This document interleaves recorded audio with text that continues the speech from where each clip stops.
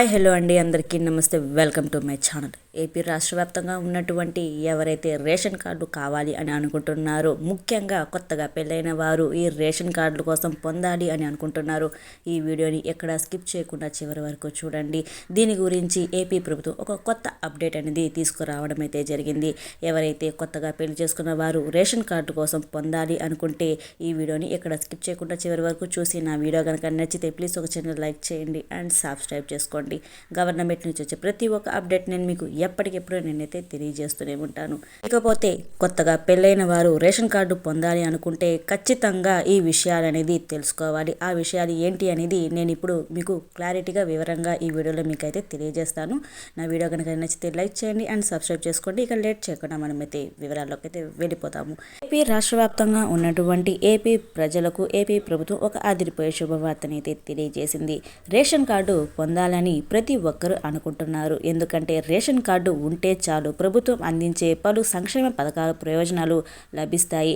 అదేవిధంగా కార్డు లేకపోతే మాత్రం ఈ బెనిఫిట్స్ అనేది మీరైతే మిస్ అవ్వాల్సిందే అన్నమాట. అయితే ప్రతి ఒక్క కుటుంబం రేషన్ కార్డు కోసం చూస్తుంది. తెలంగాణలో చూస్తే దాదాపు 9 ఏళ్ల తరువాత కొత్త రేషన్ కార్డులు జారీ జరగబోతుంది.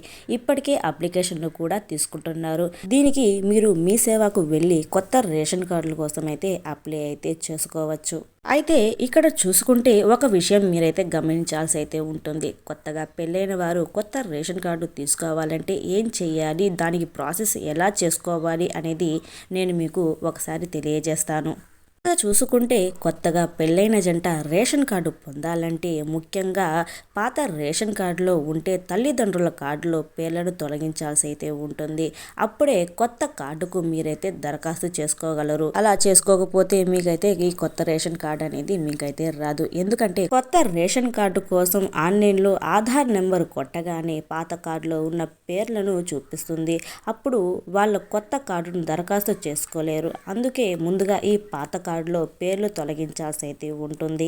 ఇక తర్వాత చూసుకుంటే రేషన్ కార్డులో పేరు తొలగించాలని అని అనుకుంటే దీనికి కూడా అప్లికేషన్ అనేది చేసుకోవాల్సి అయితే ఉంటుంది. పేరు తొలగింపు తర్వాత మీరైతే కొత్త రేషన్ కార్డుల కోసం దరఖాస్తు చేసుకోవాలి. స్థానికంగా సివిల్ సప్లై సర్కిల్ ఆఫీసుల్లో రేషన్ కార్డులో పేరు తొలగింపుకు దరఖాస్తులు అయితే చేసుకోవచ్చు. మీరు గనక ఇలా అప్లై చేసుకున్న 3 రోజుల్లోనే పాత రేషన్ కార్డులో పేరు తొలగిపోతుంది. తర్వాత కొత్త రేషన్ కార్డుల కోసం మీరైతే అప్లై చేసుకోవచ్చు. ఓకేనా అండి? ఎవరైతే కొత్తగా పెళ్ళైన వారు జంట ఎవరైతే ఉంటారో పైన చెప్పిన విధంగా మీరైతే ఫాలో గనక అయితే మీకైతే కొత్త రేషన్ కార్డులకి అయితే మీరైతే అప్లై చేసుకోవచ్చు. ముందుగా మీరు రేషన్ కార్డులు అంటే పాత రేషన్ కార్డులో మీ తల్లిదండ్రుల రేషన్ కార్డులో మీ పేర్లు అనేది ముందుగా అయితే తొలగించాల్సి అయితే ఉంటుంది. తర్వాత మీరు కొత్త రేషన్ కార్డులకి అయితే మీరైతే అప్లై అయితే చేసుకోవచ్చు. ఓకేనా అండి? నా వీడియో కనుక మీకు కనుక నచ్చినట్లయితే ప్లీజ్ ఒక చిన్న లైక్ చేయండి అండ్ సబ్స్క్రైబ్ చేసుకోండి. మీరు ఇచ్చే ఈ లైక్స్ అండ్ సబ్స్క్రైబ్ నాకు ఒక మంచి బూస్టింగ్ లాగా అయితే ఉంటుంది. ఓకేనా అండి? నా వీడియో కనుక నచ్చితే లైక్ చేయండి అండ్ సబ్స్క్రైబ్ చేసుకోండి. Thank you for watching. Thank you so much.